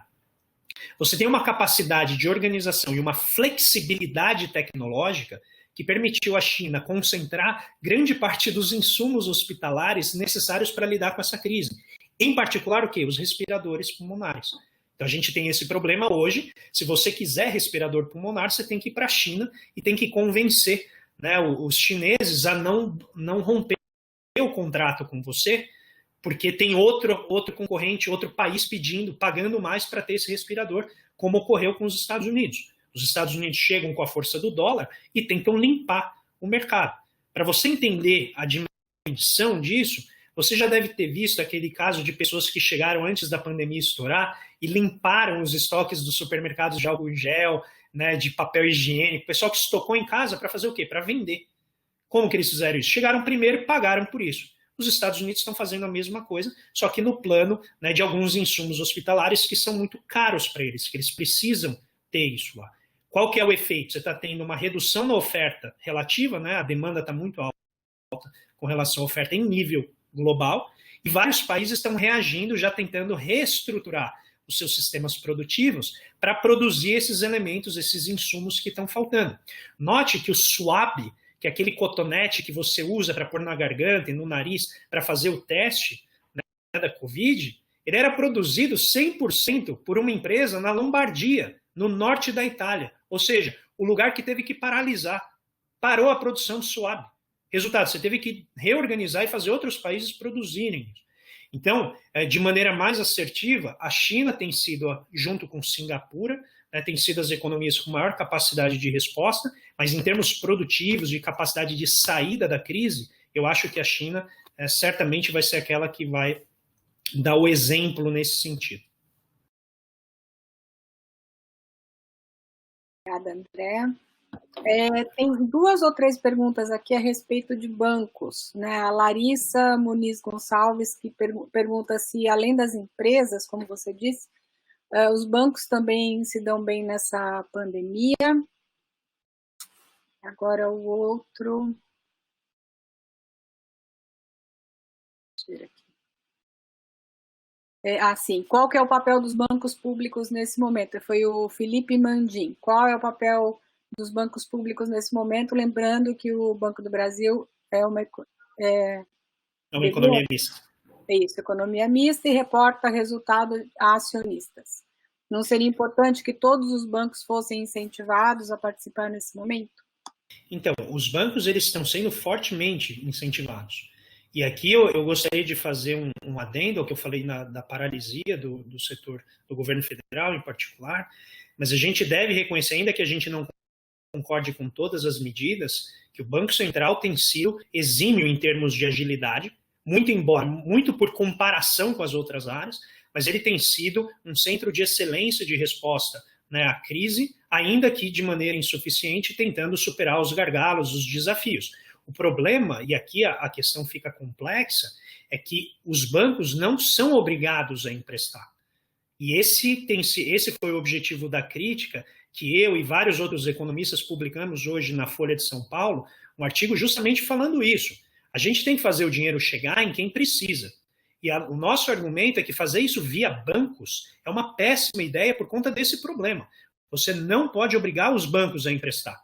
E como diz a velha máxima, você pode levar o cavalo até o lago, mas ele vai beber se ele quiser. Ou seja, você pode ter um montão de dinheiro disponível para as empresas. Se as empresas não quiserem pegar emprestado porque a taxa de juros é muito elevada, elas não vão pegar e o banco não vai emprestar. E isso tem ocorrido sistematicamente. Primeiro, a gente tem uma lentidão em liberar recursos. Me parece que agora, até hoje, pelo menos a última notícia que eu vi, tinha se liberado cerca apenas de 10, 20% de todos os recursos. Então, está demorando para esse dinheiro chegar. E segundo, os recursos que já estão disponíveis nos bancos não estão indo para as empresas, não estão indo para as famílias, porque as taxas de juros são muito elevadas. Então, a gente vê frequentemente propaganda de banco que está gastando milhões de reais para fazer propaganda em horário nobre da TV, dizendo, venha pegar dinheiro com a gente, que eu vou postergar por 36 meses. Eu vou te dar 8 meses de carência. Sim, mas aqui taxas. Que emprego vai fazer? Que empresa vai pegar um dinheiro, né, com taxas exorbitantes, se ela nem sabe se ela vai existir depois da pandemia? E aqui não tem discussão, na minha visão. Eu sou nesse ponto inflexível nesse momento, e eu vou contigo, Felipe Mandim. Tem que ser banco público, porque o banco público é a única forma de a gente socializar o fardo, né, de oferecer crédito para a sociedade. Banco privado não vai fazer, pelo mesmo motivo que você falou, deve, né, satisfação aos seus acionistas. Então, como que a gente faz? Primeiro, o Banco Central e o Tesouro Nacional têm que orquestrar uma forma de injetar esse dinheiro na economia o mais rápido possível. Segundo, o Banco Central tem que, de alguma maneira, oferecer o apoio para os bancos privados no que diz respeito à garantia dessas dívidas. O banco está sozinho. Entenda o seguinte, o banco tem o dinheiro, aí ele empresta para a empresa. Se a empresa não pagar, o problema é do banco comercial. É óbvio que os bancos não vão emprestar. Se o Banco Central oferecer, né, uma garantia de crédito para o banco estiver ali atrás e falar, se não receber esse dinheiro, eu vou te dar esse dinheiro, o dinheiro vai começar a sair. Mas aí vem o velho problema. Não, mas aí você está dando dinheiro para os bancos, você não deve dar dinheiro para os bancos. Gente, nesse momento, a gente tem que dar dinheiro por onde ele puder passar para chegar na mão de quem precisa. Esse é um problema, literalmente, de esforço coletivo. É o que a gente chama de bem público. Se uma pessoa não tiver, ninguém tem. E quando todas tiverem, não vai dar para a gente excluir ninguém. Porque se a gente não fizer isso, a articulação entre as partes, bancos, setor industrial, setor empresarial e famílias, elas não vão conseguir trabalhar juntas. Se você der dinheiro só para a empresa, mas não dá dinheiro para a empresa vai simplesmente pegar o dinheiro e não vai ter como depois retornar, porque ela não vai ter demanda. Se você der dinheiro só para as famílias e não dá dinheiro para as empresas, as famílias não vão ter de onde comprar. Então, aqui é muito simples, é hora de abrir tudo o que a gente puder com segurança, com cautela, de maneira muito responsável, exigindo das empresas a manutenção do emprego das pessoas, exigindo das empresas, se necessário, em particular as aéreas, que a gente está agora pensando, né, não sei o que aconteceu com o Paulo Guedes, mas ele agora decidiu reestatizar algumas empresas aéreas, né, imagino que isso tenha tido um gosto amargo na boca dele, que defendeu sempre o contrário disso. Por que a gente vai exigir das empresas aéreas? Simplesmente a gente vai lá dar o dinheiro para elas e depois sair da crise, né, até mais? Não, tem que exigir que elas façam transformações radicais na sua forma de operar combustíveis, na sua forma de operar sua tecnologia, levá-las a tecnologias mais sustentáveis, para que a gente possa também ganhar nas outras áreas que elas sistematicamente agravam no nosso setor público, que é o meio ambiente, que é quem cuida disso, é o setor público, o setor privado não cuida do meio ambiente. Então, me parece que a solução é colocar o Estado o máximo possível para suportar tudo que for feito aqui agora. E depois a gente se preocupa com quem paga. Porque pior do que está não vai ficar. Isso eu prometo para vocês. Porque hoje já os pobres são aqueles que mais pagam impostos. Então, na pior das situações, eles vão pagar um pouco mais. Né? Então, não é algo que vai mudar radicalmente. Mas sabe o que pode mudar radicalmente? A gente conseguir emplacar uma discussão sobre tributação de grandes fortunas. Não é o dinheiro que você tem guardado, não. A gente está falando acima de 5 milhões, né? Tributação de grandes fortunas, tributação de lucros e dividendos, tirar os impostos da produção para que todo mundo possa ser mais bem empregado. Mas isso a gente debate depois. Agora a gente tem uma crise pandêmica para superar. Obrigada, André. Tem uma pergunta aqui que é bem longa, eu vou tentar reduzir um pouco, espero não é minha área, né? Então espero não fazer muita bagunça aqui. Quem fez a pergunta foi o Júlio César Zorzenon Costa. Ele fala a respeito da crise na década de 30, né, e de como o Brasil teria saído disso, e que teria sido adotada uma política anticíclica, né? Segundo alguns, praticada de forma inconsciente, mas que isso seria explicação para o Brasil a economia ter se recuperado. Então, o que ele quer saber agora é se atualmente o governo brasileiro tiver interesse em aplicar uma política anticíclica, quais setores seriam os mais adequados para acelerar uma possível recuperação, e qual geraria mais efeitos multiplicadores. A desindustrialização brasileira ocorrida nos últimos 30 anos não dificulta a retomada? E podemos afirmar que a crise da pandemia explicitou os problemas estruturais da economia e sociedades brasileiras, dependência, desigualdade, desestruturação do Estado? Bom, essa é uma pergunta tipicamente a que eu esperava do grande Júlio, meu colega, meu amigo lá de Osasco. É uma pergunta muito difícil, porque ela envolve muitas camadas, né, muitas dimensões. Então, o Júlio, eu vou pedir permissão para ele para atacar o que eu acho que é mais relevante na questão e apenas fazer ramificações rápidas para a gente não estender muito. Porque eu acho que essa é uma pergunta muito importante. Ela seria um seminário em si, tá? Não apenas com uma pessoa, mas várias debatendo. Então, o primeiro ponto, sim, a política anticíclica, ela serve para isso. Em momentos como esse, você tem instrumentos para manter a economia funcionando e, de preferência, levantá-la. O problema é que agora a gente não pode usar uma política para levantar a economia. A gente não pode tirar a economia da sua baixa atividade. A gente tem que manter a economia nesse momento, né, nessa situação de baixa rotação. Depois da saída, a gente passar do pico do contágio, e aí com toda a graça das deidades que você preferir, de acordo com a sua religião, a gente não ter uma segunda onda, não havendo essa segunda onda, aí a gente pode pensar na retomada. Para mim, quais são o setor fundamental para a retomada? Infraestrutura. Por um motivo muito simples. É caro, vai mobilizar muito dinheiro. E infraestrutura joga dinheiro direto na economia em setores muito importantes, como construção civil, setor de máquinas e equipamentos, setor da área tecnológica que vai produzir, né, os insumos necessários. Então, Júlio, é o que a gente chama em economia dos efeitos de encadeamento, né? Então, quando você joga o dinheiro naquele setor, esse dinheiro vai vazando por toda a economia, ele vai sendo disseminado pela economia e vai alimentando vários setores ao mesmo tempo. E esse setor de infraestrutura, ele é aquele que tem uma capacidade de superar esse problema estrutural que você levantou, que é a nossa desigualdade.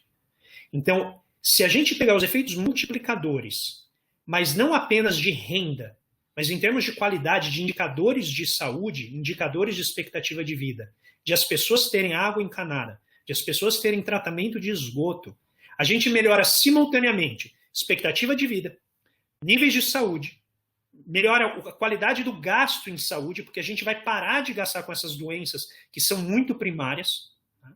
Melhora o gasto em educação, porque é menos tempo que as pessoas de baixa renda ficam doentes. É menos tempo que os pais, as mães, as crianças ficam doentes, ou seja, é mais tempo que elas se dedicam, né, ao estudo, à qualificação. E a gente gera efeitos tremendos por todos os setores nas localidades onde eles são mais necessários. Então, nos próximos dias, eu vou divulgar, vou traduzir um estudo de um amigo nosso, né, o Dominic Hartmann, que ele fez um trabalho, ele é um professor da Federal de Santa Catarina, mostrando os efeitos da educação, né, em diferentes localidades do país, a depender da estrutura econômica da cidade. Então, às vezes você tem um monte de advogado numa cidade que precisa de médico, que precisa de engenheiro. E aí ele faz um mapeamento junto com outros coautores, mostrando que se você não desenvolver essas cidades, dificilmente você vai ter uma melhoria de escolaridade ali. Porque para que o trabalhador vai se esforçar loucamente em estudar se ele, né, não vai ter um emprego de qualidade que vai remunerá-lo por esse esforço? Então esse é o grande problema que nos enfrenta, e eu tenho apanhado muito nas redes sociais porque eu defendo a política industrial, porque eu acho que todos os outros países fazem, então a gente não fazer é uma política burra, literalmente burra, porque a gente está ficando para trás enquanto os outros países estão avançando nessa corrente. Então, respondendo a sua pergunta, a desindustrialização é um problema? Tremenda, por isso que a gente tem esse problema. E o Paulo de Tarso me provocou falando que o problema da infra era do PT, não é do PT. Isso, na verdade, é um problema que tem pelo menos 30 anos. A gente não investe, desde a década de 80, pelo menos, de maneira suficiente em infraestrutura. Ao contrário, se teve um governo que tentou fazer um pouco nesse sentido, mas também fez insuficiente, foi o PT. Mas esse é um problema do país, não é um problema do PT. E, por fim, o problema da desigualdade, Júlia, é evidente. Se a gente não sair desse buraco pelos setores que promovem igualdade, que são esses setores que eu estou falando, porque eles promovem igualdade, a gente gosta de brincar, é na marra. Porque a hora que você dá água encanada para o sujeito, para a pessoa, para a família, ela melhora. Independentemente de se ela está feliz ou não, a vida dela melhorou. E eu acho que esses setores são aqueles mais importantes. Sem mencionar o setor de saúde, que precisa, né, renovar e tornar a sua infraestrutura muito mais acessível, em particular para as partes esquecidas do nosso país, que são as partes mais do interior dos grandes estados, né, dos estados mais ricos, mas também dos estados mais pobres, em particular Norte e Nordeste, que são estados que, historicamente, não recebem a atenção do Estado que mereceriam. A pergunta do Paulo de Tarso seria a próxima que eu ia te passar. Na verdade, ele fez, depois dessa pergunta, se o atraso na infraestrutura se devia ao PT, que os ganhos externos viraram esmolas aos pobres ou aos ricos. Ele comenta, na sequência, que uma coisa que acentua o drama é que é preciso algo inimaginável no governo Bolsonaro, o protagonismo da área da assistência social. Tá, então, em primeiro lugar, eu acho um pouco maldoso, mas eu sei que ele fez para me provocar, com esse professor Paulo de Tarso, evidentemente não foram esmolas aos pobres, né? A gente está falando do maior programa de distribuição de renda do mundo pela ótica do Banco Mundial, né? A Suíça, que é um país insuspeito de grandes problemas de pobreza, vai indo na direção de adotar o seu Bolsa Família. Vários outros países na Europa estão discutindo, alguns já até têm o seu Bolsa Família aprovado. Tá? Então, eu não acho que é esmola, ao contrário. Eu acho que quando você levanta 40 milhões de pessoas da pobreza, você só está revelando quão pouco você tem que fazer para melhorar tanto a vida dessas pessoas. Escutem bem o que eu estou falando para vocês. é preciso gastar 0,5% do PIB, 20 a 30 bilhões de reais por ano, para levantar e manter longe da pobreza 40 milhões de pessoas. Aí você fala, mas André, isso é muito dinheiro. Sim, é muito dinheiro. Você sabe quanto que a gente deu em juros da dívida no ano passado, retrasado, qualquer ano que você queira, para um punhado de investidores no mercado financeiro, dentre os quais eu me encontro, porque eu tenho o título da dívida pública? 5 a 6% do PIB. Se pegar a média histórica, dá em torno de 4% do PIB para um punhado, algumas centenas de milhares de pessoas, talvez um pouco mais. Mas a gente está falando de 8, 9 vezes aquilo que você dá para 60 milhões de pessoas, 1/3 da população brasileira. E por que eu estou salientando isso? Porque a gente, às vezes, não tem a dimensão, e eu não estou dizendo que não tem que pagar os juros da dívida. Eu sou suficientemente reformista e coxinha nesse sentido, de dizer que você tem que pagar os juros da dívida. A questão é, por que a gente também não pode fazer as outras coisas que são incrivelmente baratas e incrivelmente potentes? Se a gente fizesse, e tem os meus amigos, né, do Centro de Estudos do Novo Desenvolvimentismo, Guilherme Magacho, Rafael Leão, pessoal, Marco Branche, eles têm estudado isso e mostrado o quê? Se você der uma renda de R$1.000 para 100 milhões de pessoas, parem para pensar, eu estou falando de metade da população brasileira que ganha ali mais ou menos R$500. Se você duplicar a renda dessas pessoas, isso vai custar 3 Bolsas Famílias, que hoje custa cerca de 30 bilhões. Então você está dobrando a renda média dos 50% mais pobres da sociedade, e isso está custando 100 bilhões de reais no ano. Quanto que custa isso? Né? No ano não, desculpa.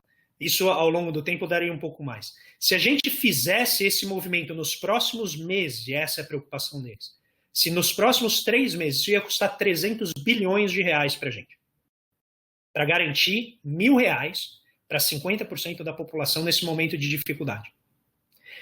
Entre janeiro e maio desse ano, as nossas reservas externas, o que a gente tem em dólar guardado, só nesses meses, gerou 600 bilhões de reais, que está lá na conta do Tesouro para poder ser utilizado.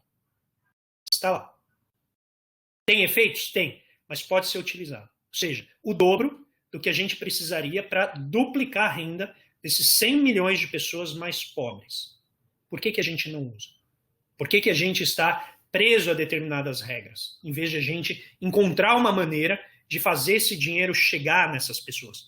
E aí eu posso dizer, sabe qual que é o medo? É muito simples. É o medo de que isso se torne um direito adquirido. Então, o maior medo do Ministério da Economia é que se ele conceder demais e mostrar que é possível, que depois vai ser difícil de conter essa demanda social. E o problema é que é possível. Eu não estou dizendo que você pode dar R$1.000 para todo mundo todo mês, mas é possível você oferecer um programa de renda básica para todas as pessoas, se você usar a inteligência de todo mundo que está pensando esse problema, para alocar isso ao longo do tempo. A questão é que, infelizmente, esse foi o motivo do artigo que eu publiquei com esses meus colegas hoje na Folha, é que a gente está mais pensando no que não dá para fazer do que no que dá para fazer. E, novamente, eu não estou dizendo que tem saída fácil, eu não estou dizendo que tem almoço grátis, eu não estou dizendo que não tem restrição orçamentária. Antes que os meus colegas, né, venham dizer que eu estou pregando inflacionismo. Não. Eu estou pregando o quê? Usem a inteligência para desenvolver uma forma de, pelo menos num momento como esse, quem nunca ganhou, poder ganhar um pouco, poder ganhar o mínimo que pode para passar por esse momento sem contribuir com a crise, porque não tem alternativa a não ser ir para a rua ganhar o seu dinheiro. E nós podemos. E é esse, né, o motivo de toda a minha indignação frequentemente nesse debate, é que as pessoas estão morrendo e a gente está preocupado com a contabilidade. A gente está preocupado com como vai pagar depois. Não é hora de preocupar com isso. É hora de impedir que as pessoas morram. Infelizmente, os economistas, uma parte deles pelo menos, eu acho que vem dando péssimos exemplos de como cuidar da sociedade, que eles têm a capacidade de ajudar oferecendo alternativas. Obrigada. Eu vou ler mais uma pergunta aqui, que acho que talvez tenha um link com essa resposta que você acabou de dar. Foi a Solange Davi, que é da FGV, e ela, primeiro, ela disse excelentes reflexões de forma pragmática e realista. Aí a pergunta dela, como os setores da infraestrutura em geral podem auxiliar na retomada do crescimento, em especial quanto à melhoria da qualificação da população menos favorecida? E como materializar a inclusão econômica e social de forma mais efetiva? Bom, a gente tem hoje a educação como um sistema produtor de desigualdade, né? Principalmente na pandemia, eu acho que, de maneira inadvertida, a educação está ampliando o abismo entre ricos e pobres. Primeiro, por um problema de infraestrutura. Tá? Então, eu deixei num dos links aqui da apresentação uma reportagem, um levantamento que foi feito, agora eu não me lembro se foi pela FGV, mas algum instituto de pesquisa, mostrando que a gente ainda tem 40% da população rural sem um acesso razoável à internet. Então, imagina numa crise como essa, as pessoas que mais precisariam, né, fazer o catching up, ou seja, estudar mais, aproveitar esse momento para estudar, poder se dedicar, se qualificar, são as pessoas que estão literalmente excluídas do acesso ao conhecimento. Né? E esse foi um drama que as federais, em particular, né, a Unifesp, viveu muito intensamente. Como é que eu faço para migrar para o regime digital de aulas sem garantir a inclusão dessas pessoas? E a gente está falando de, obviamente, como a gente está numa cidade grande, a parcela dessas pessoas é razoavelmente pequena. A gente está falando aí em torno de 2% a 3%. O que não implica que você não deva cuidar delas. Você deve, evidentemente. Mas quando você vai para o interior, esse número ele multiplica várias vezes por 10. Então a gente tem um problema, né, pelo menos por 20 vezes esse problema. Nesse sentido, a gente está falando de uma dificuldade, primeiro, de transporte, que já é um gargalo histórico das regiões interioranas. Segundo, problema dos professores, que têm que cuidar das suas famílias, professores e professoras em particular, que formam, né, ainda a maioria das professores, das docentes do setor público, em particular da primeira infância e da segunda infância, até o ensino fundamental, pelo menos. Então, primeiro, essa questão do transporte. Segundo, infraestrutura. E terceiro, você conseguir fazer com que haja acesso a todo esse material que está sendo produzido de forma digital. Então, nesse momento, a educação está atuando em favor da desigualdade, mas uma vez saída da crise, eu não sei se a economia e o sistema educacional vai voltar a produzir qualquer tipo de igualdade. Esse estudo que eu mencionei, do Dominic Hartmann e coautores, na verdade, o que ele vai mostrar é que a gente está gerando mais desigualdade, não é por culpa do sistema privado, mas é por conta da própria estrutura da nossa economia. O setor privado ele tem um interesse, evidentemente, de oferecer cursos que o rentabilizem, porque ele tem que pagar as contas, ele tem que se manter. Então, de nada adianta ele pegar e fazer um curso que custa 3 milhões de reais para montar, se ele só vai conseguir extrair 10 mil reais de receita.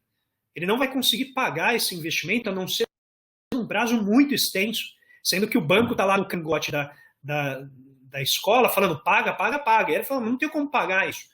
Então a empresa, evidentemente, que é uma empresa, vai ter que oferecer cursos que são mais comerciais. Mas aqui vem de novo o problema. Quem que pode oferecer isso?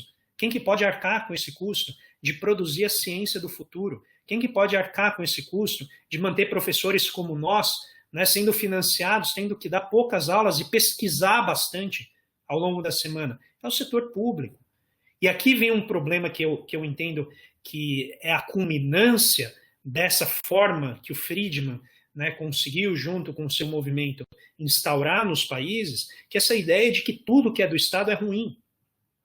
Então, e aí eu reforço os meus parabéns a Marimélia e todo o pessoal, né, da SBPC, que vem fazendo esse esforço de comunicar o que o setor público e o que a ciência brasileira é capaz de produzir, para acabar com essa mistificação de que o setor público só produz corrupção.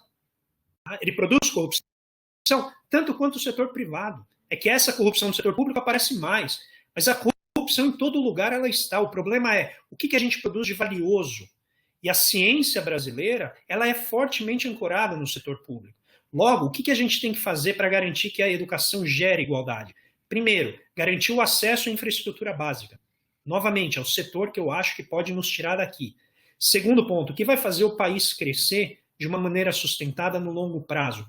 Para mim é algo que eu tenho colocado com muita frequência, em particular no decorrer do livro, que é a gente ainda não descobriu a Amazônia. A nossa Amazônia está sendo arrendada para a produção de patentes no hemisfério norte. Parem para pensar o quanto que Estados Unidos, Suíça, Alemanha, Finlândia, quanto que eles gastam com pesquisa no setor público para que seus pesquisadores venham até a Amazônia a aprender a incrível variedade de componentes químicos que depois viram medicamentos vendidos com patentes. Por que a gente não pode, né? Não precisa bloquear que eles venham, mas por que a gente não pode participar dessa corrida e aí usar as pessoas que estão hoje cortando cana, colocá-las na escola, colocá-las numa universidade decente e ir lá concorrer, produzir ciência de verdade com o que vai ser o mercado do futuro. E por que eu coloco isso de uma maneira muito clara? Porque o nosso sistema educacional, e esse é o motivo do livro, ele é um sistema educacional que está olhando para trás. E não é culpa do sistema educacional. É culpa de como a gente organiza o nosso sistema de inovação. Aí eu pergunto para quem está nos ouvindo, quantos de vocês que estão ainda na decisão, né, no momento de decidir o que fazer, ou estão nos primeiros anos de faculdade, estão considerando, eu vou virar cientista no Brasil, eu vou querer viver de pesquisa. Onde você vai trabalhar? Que renda você vai ter? Se a gente não tem um sistema de inovação, se a gente é o 15º país em citações mundo afora, mas é um dos países que menos as empresas investem em contratar cientistas. A gente tem apenas 16% dos nossos doutores trabalhando em empresas. Ou seja, não vai ter emprego, e é óbvio, você vai trabalhar onde você tiver dinheiro para sustentar sua família. Não dá para achar que cientista tem que ser sacerdote, da mesma maneira que muitas vezes a gente pensa dos médicos. Eu não estou falando isso só porque a Marimélia, que é da área da medicina, está aqui comigo, não. Porque muitas vezes se exige dos médicos um sacerdócio. Não, você tem que ir para onde for para ganhar pouco para fazer o que você deve. Não, tem que pagar bem. Se a gente paga bem engenheiro que vai trabalhar no setor financeiro, em vez de construir ponte, construir tubulação, por que a gente não vai pagar bem médico? Tem que pagar bem. A questão é como é que você faz para pagar bem as pessoas para produzir o futuro e não apenas replicar a estrutura econômica que a gente já tem. E eu tenho colocado isso com a devida ênfase, e eu já concluo. Vocês podem ver que eu fico super calmo com esse assunto. Esse é um assunto que me indigna, que é mudar a estrutura de recompensas da economia, envolve convencer quem hoje está ganhando muito com isso a mudar essa estrutura. Não é que vai perder, vai ganhar um pouco menos. E vocês veem que o debate ele é difícil, porque ele tem muitos meandros, ele tem muitas formas de você argumentar contra a mudança. Mas eu acho que o papel desse tipo de palestra, desse tipo de conversa, né, desse tipo de publicação que a gente está fazendo é a gente precisa participar mais, a gente precisa aumentar o coro para que o nosso Congresso responda a esse tipo de demanda que é mais sutil, que é mais sofisticada, que não é simples de você fazer uma propaganda num jingle. Assim. A gente tem que refletir como sociedade e fazer demandas setoriais que, no todo, gerem um projeto de desenvolvimento, que não replique o passado, mas que crie aquilo que ainda não existe, que são os mercados do futuro.